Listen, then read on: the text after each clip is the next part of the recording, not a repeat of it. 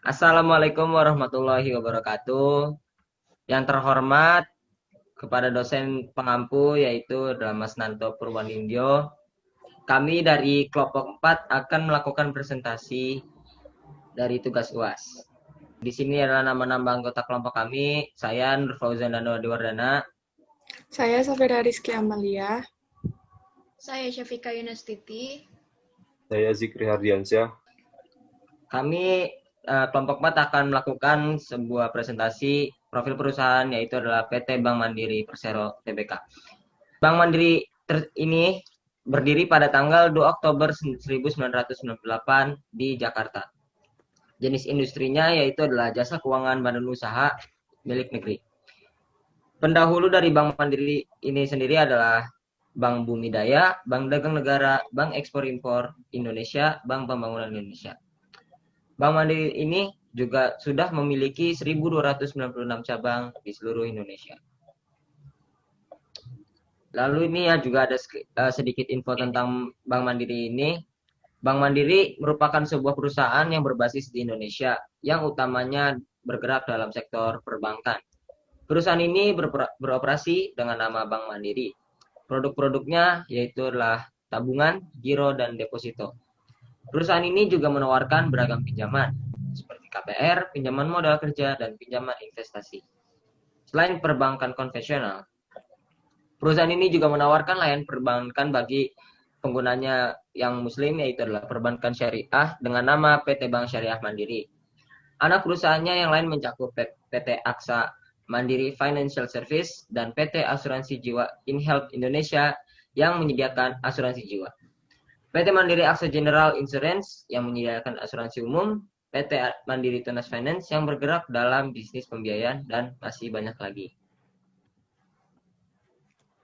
Berikut adalah visi dan misi dari Bank Mandiri. Visi Bank Mandiri yaitu menjadi partner finansial pilihan utama masyarakat Indonesia, yang misinya adalah menyesuaikan program perusahaan dengan perkembangan dunia dan teknologi, yaitu menyediakan layanan perbankan digital yang andal dan simpel sehingga mempermudah kehidupan keuangan nasabah. Berikut adalah profil dari narasumbernya, yaitu beliau adalah karyawan BUMN dari kantor pusat Bank Mandiri. Di sini saya akan menjelaskan teori isu-isu budaya terkini. Menurut Robin Stephen P. Coulter, Mary Management, edisi ke-13, budaya organisasi tentunya sangat berperan penting dalam suatu organisasi. Budaya organisasi terdapat beberapa isu budaya terkini seperti budaya inovatif dan budaya responsif pelanggan.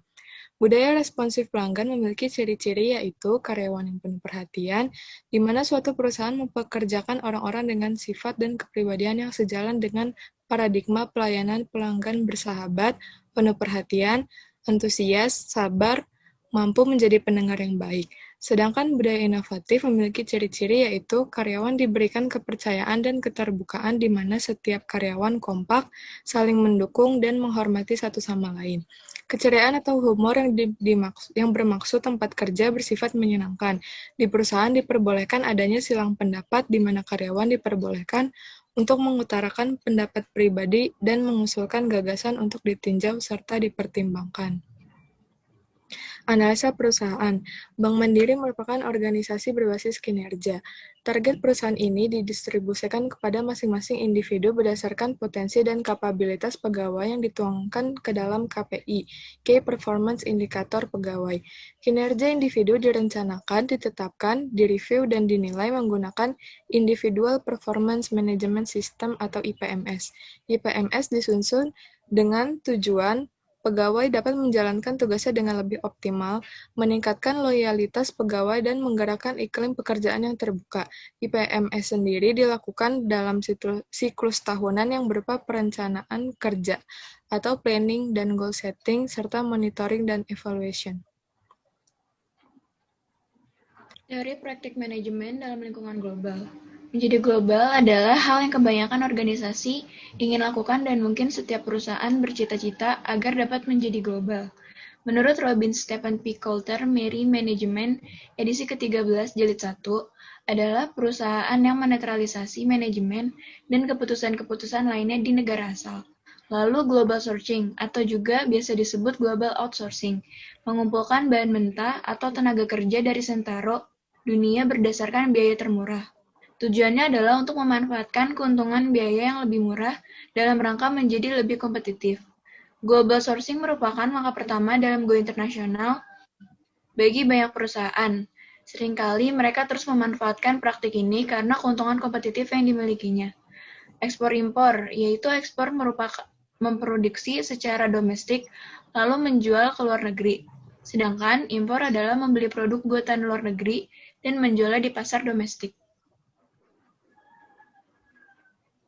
Analisa perusahaan Mandiri Global Trade MGT adalah aplikasi online berbasis website yang dapat digunakan oleh Anda selaku nasabah trade dan bank garansi atau BG untuk dapat melakukan berbagai transaksi produk trade finance atau yang dimiliki Bank Mandiri. Transaksi tersebut tidak terbatas pada penerbitan letter of credit atau surat kredit berdokumen dalam negeri atau SKBDN dan bank garansi, namun juga termasuk pembiayaan transaksi perdagangan trade finance secara online.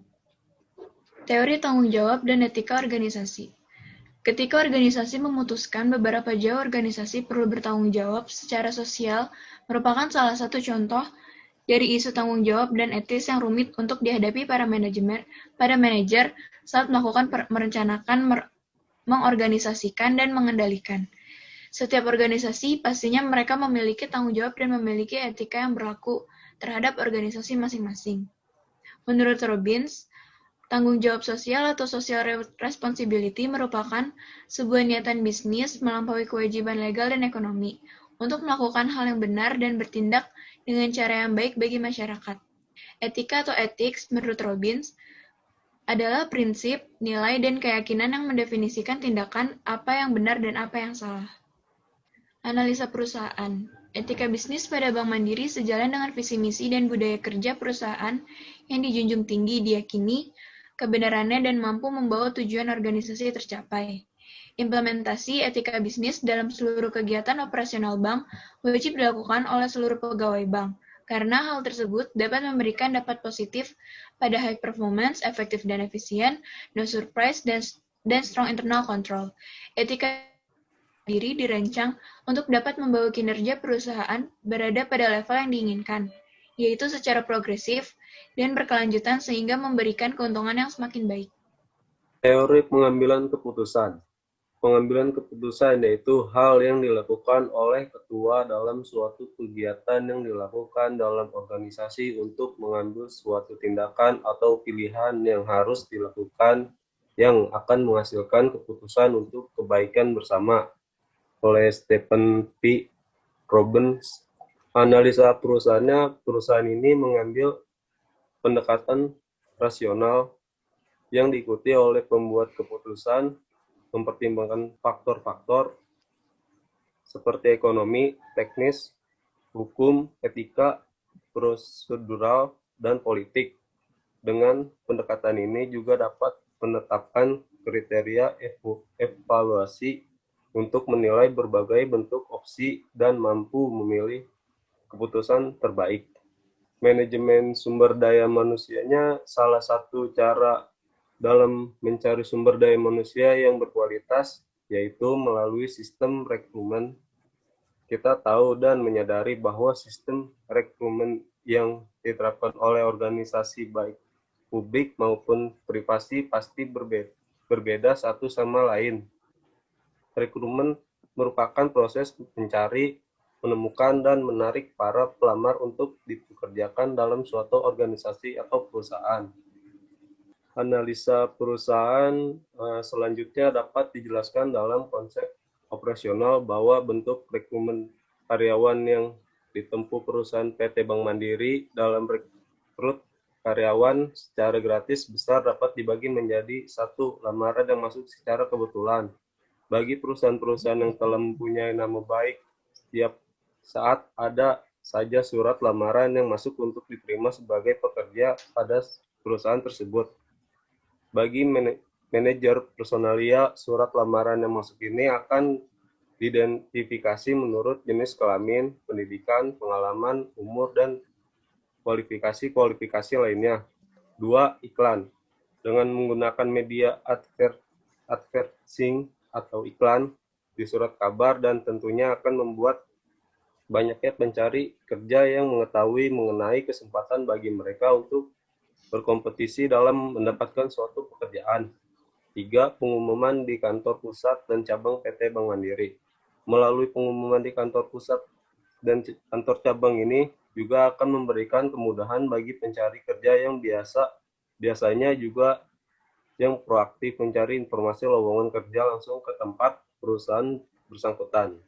Terima kasih untuk Mas Nanto selaku dosen pengampu yang telah mengajarkan kami tentang materi perkuliahan. Kurang lebihnya mohon maaf. Wassalamualaikum warahmatullahi wabarakatuh.